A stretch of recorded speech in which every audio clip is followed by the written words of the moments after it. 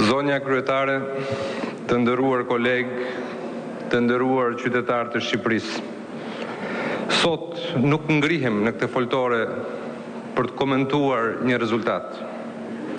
Ngrihem për të denoncuar një farsë. Ngrihem me modesti për të kontribuar në ekspozimin dhe një shërimin një plagë nga më të rënda të historisë bashkëkohore. Zgjedhjet e 11 majit nuk ishin as të lira, as të ndershme, as përfaqësuese. Ato ishin një proces i kontrolluar, një teatr pushteti, një simulakër demokracie.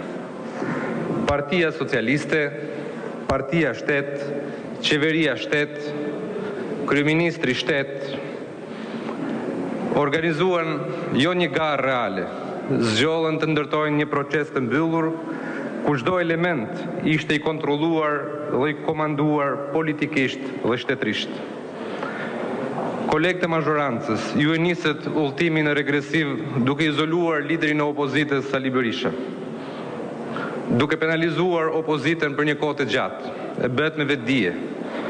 Ky akt dëshmoi një mendësi që më shumë i ngjan regjimit të vjetër, trashëgimtarët e secili shumë për jush fatkeqësisht janë, se sa një demokracie që aspiron standarde europiane.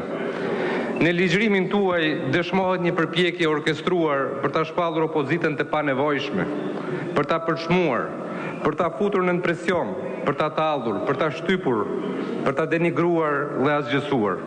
Por pikërisht në këtë moment, secili për jush i ka hequr vetes garancit sublime që pluralizmi i siguron një shoqërie e cila aspirat ka standarde demokratike. Po vraponi drejt së panjohurës me një naivitet të rrezikshëm dhe nuk do të keni kohë të pendoheni.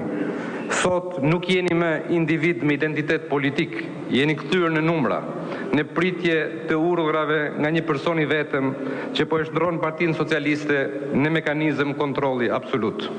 Ju po e vrisni Republikën nga Afrika. Ju u shndërruat në atentatorët e së armës të fëmijëve tonë dhe tuaj, sepse duke hequr dorë nga liria juaj dhe nga pluralizmi, po volosni fatin e një Shqipërie që do të ngelet të bllokuar në dilema ekzistenciale. Partia Socialiste, ashtu siç funksionon sot, nuk është më një forcë politike, por një makineri, llune dhe pushteti që po shkatron themelet demokratike të vendit tonë. Ju duartrokisni, sepse mendoni se keni fituar, por në të vërtetë keni humbur. Jeni bërë viktima të zellit, të urdhrit dhe të nënshtrimit. Prandaj sot, me përgjegjësi të plot po ju them, zgjedhjet e 11 majit nuk i shërbyen demokracisë, nuk i shërbyen qytetarit, nuk i shërbyen Shqipërisë.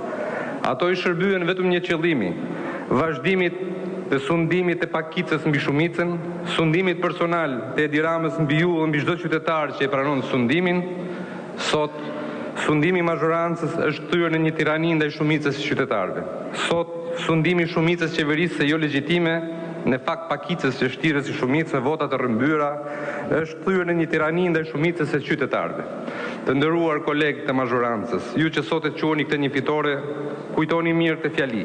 Ju nuk e mundet Partinë Demokratike, ju e mundet Shqipërinë për një çast historik. Shqiptarët që kanë punuar kundër Shqipërisë, ju e dini vetë si thret historia.